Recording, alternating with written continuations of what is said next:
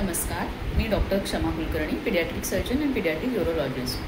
तर आज मला तुम्हाला विचारायचं आहे की आम्ही ऑपरेशनच्या आधी बाळांना उपाशी का ठेवत असू, किंवा आम्ही ऑपरेशनला बेबीला पोस्ट केलं असेल तर आम्ही तुम्हाला सांगतो की बाळाला 6 तास आधी सॉलिड्स बंद करा किंवा दूध बंद करा आणि त्यानंतर 4 तासापर्यंत पूर्ण उपाशी ठेवावं लागेल.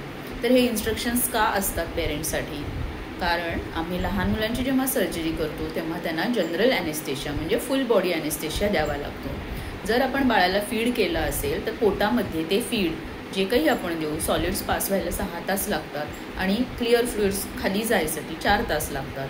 जर आपण फॉलो केले नसतील इन्स्ट्रक्शन्स आणि बेबीला फीड करून आणलं असेल आणि आपण जनरल ॲनेस्थेशिया दिला तर जे पोटामध्ये अन्न आहे ते बाळांचं वर येऊन ॲनेस्थेशिया दिल्यानंतर ते छातीमध्ये जाण्याचे, लंग ॲस्पिरेशन व्हायचे चान्सेस असतात.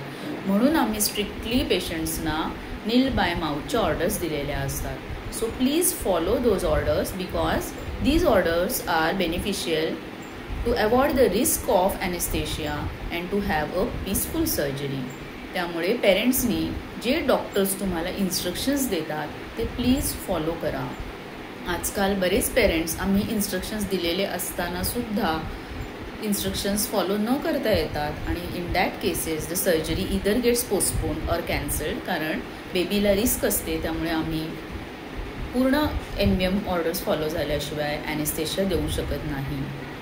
बाळ पडल्यानंतर किंवा काही इमर्जन्सी सिच्युएशनमध्ये पण पहिले पेरेंट्स त्यांना खायला प्यायला घालतात आणि मग घेऊन येतात. अशा केसेसमध्ये पण पहिले डॉक्टरचं ओपिनियन घ्या, कारण सर्जरी लागणार असेल तर बाळ उपाशी असेल तर त्याला लवकर आपल्याला ॲनेस्थेशिया देऊन सर्जरी करता येते. So please follow the orders. Thank you.